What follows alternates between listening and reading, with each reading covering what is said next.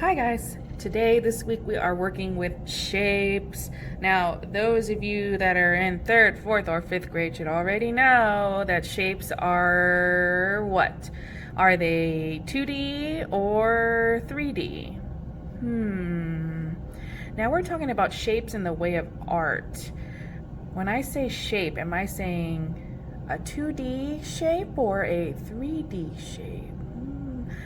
In this case, I mean a 2D shape. So what 2D means is they are flat, just like these ones here that I've got cut out. These are 2-dimensional shapes, which is the next in line in our 7 elements of art this week. Now we will learn about 3D shapes, which is called form in the art world, later on down the road. But for now, we're going to be working on creating cool geometric designs with our shapes.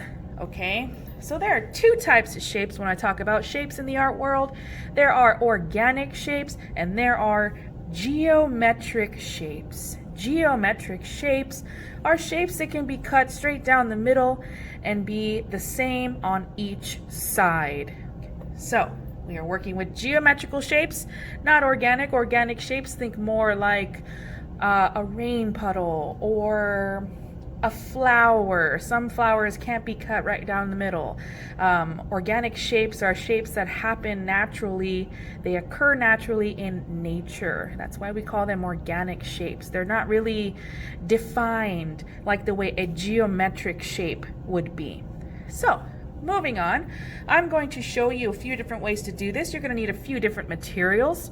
You will need, of course, a background paper, which can be any type of paper that you have. You're going to need, if you have it, at least 2 colors of construction paper. Now, if you don't have construction paper, I can show you a different way to do this so that way your project will still look super cool and super unique. Okay, so I'm going to go ahead and move this off to the side. And I'm going to show you how I cut my shapes, okay? So the best way to start this is to grab your paper, whatever color it may be. If you're using white paper, or lined paper, or construction paper, this is all going to work the exact same way to get your circles. So what you're going to need is you're going to need a cup of some sort, or a stencil, a roll of tape, something that is round that we can trace on a piece of paper.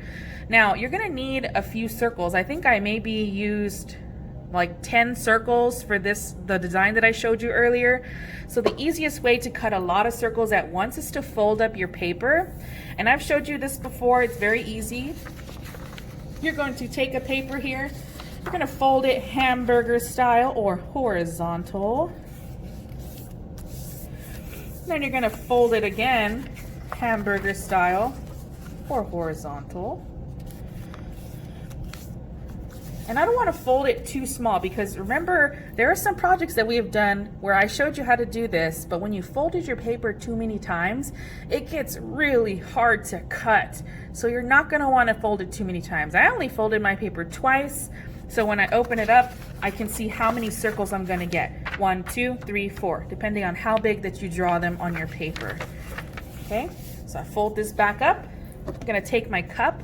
You don't want your cup to be too giant, and you also don't want it to be too small. My cup is a small size, like kid's cane cup, so this is perfect for what I'm trying to do. Now, if you're a real space saver, you can try to get at least 2 circles on your folded paper. I'm gonna try. I don't think I can, but let's just try. What's the hurt in trying? Let's see. Oh, yeah, I can almost get 2. I think I can do it. I think I can do it. Oh, maybe not. Okay, maybe not. But if your cup is small enough, you can fit at least 2 circles on here. Like my paper is my cup is a little bit too big for that. So I'm just gonna go ahead and cut out this 1 circle, because this one down here is just gonna chop right into my other circle, and I don't want that. I want all of my circles to be the exact same size. That's very, very important.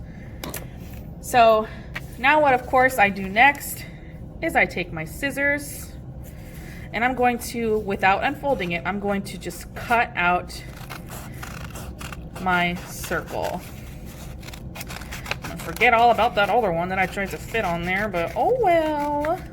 Everyone makes mistakes. We live and learn. Now, once I've cut my circle out, you'll notice, look at that. I've got 1, 2, 3, 4 circles, just like I said earlier. Now, those of you that do not have construction paper, okay, do not worry. Don't worry. What you can do is after you start cutting up all your circles, take a crayon, a color pencil, a marker. You can either color in the shape or you can just outline it. It's up to you. So what we're going to be doing to these circles is we're going to be making 1 or 2 cuts in them. So it's very simple. I'm going to start by taking just 2 of my circles, and this is another easy way to cut things very quickly, is to just kind of line them up, stack them up right on top of each other. And you can either fold it in half if you want to, or you can draw a line right down the middle, but you're going to want to cut it in half. I'm just going to eyeball it. So now I've got 2 halves, okay? And now I've got 4. So what I'm going to do again, and I'm sort of just making puzzle pieces. I'm going to take that half and I'm going to cut it again. Now I've got those smaller pieces. Now if you remember my design in the beginning, you saw that I had a lot of different sizes of little circle wedges. Okay, so I'm going to take these 2 of my circle and I'm going to cut them in half again. Now you can do this as many times, but I only did it to where I had these 4 sizes: whole, half, quarter, and eighths. Okay, so what you can do after that, put these aside. I'm going to show you some ones that I made earlier.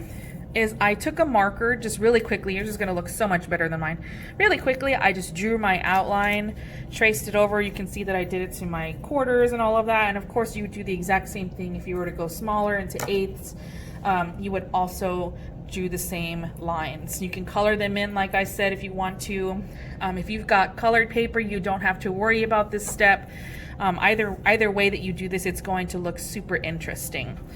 Okay, so once I get all my shapes cut, I've already got my circles cut out of my paper here ready to go, and I'll go ahead and assemble this for you, but I won't make you sit through the whole thing. I'm gonna fast forward it. Now, if you have a glue stick, that's going to work the best here, especially if you've got really thin paper.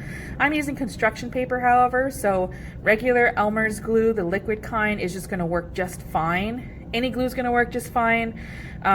If you're using this kind of glue, though, I would go very light. Remember, we only want to do dab-a-doos. We don't want to do big globs, okay? Dab-a-doos of glue. A little bit goes a long way, because if not, it's going to get gloppy. It's going to look gross. It's going to get crinkly, and we don't want that. We don't want to ruin our artwork with all that glue. So a little bit goes a long way. All right. I'm going to take my paper. And here we go. It's always useful to start here on the 4 corners, just so that way you kind of have an idea of which direction you're going. But after that, it is completely up to you. Here we go.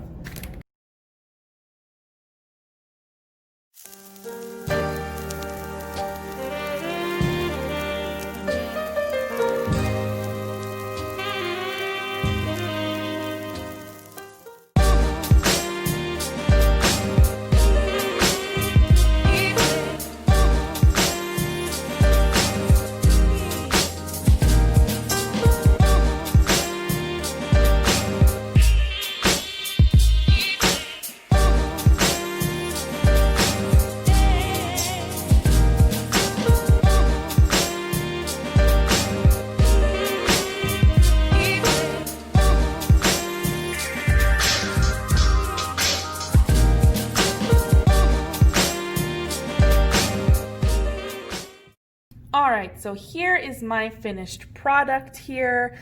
I didn't go too crazy just because I just wanted you guys to get an idea of what you can do. You can see I have these little like little window shapes here. I've got these little fan shapes. I built another circle out of my smaller circle pieces. You could also do that with your little 1/8 pieces here. It's all up to you really on what you want to create, what your design is going to look like. You can use as many colors as you'd like if you have them. Try to use at least 2 colors, whether you're using construction paper or you're doing the marker technique or the crayon technique. It's up to you. You can really just make this as intricate as you'd like, and I honestly just cannot wait to see what you guys create, because I'm already super duper impressed, and it's only the second week of school. But I can't wait to see what you guys create. I can't wait to see your artwork. I will see you guys next week in the next lesson. Talk to you later.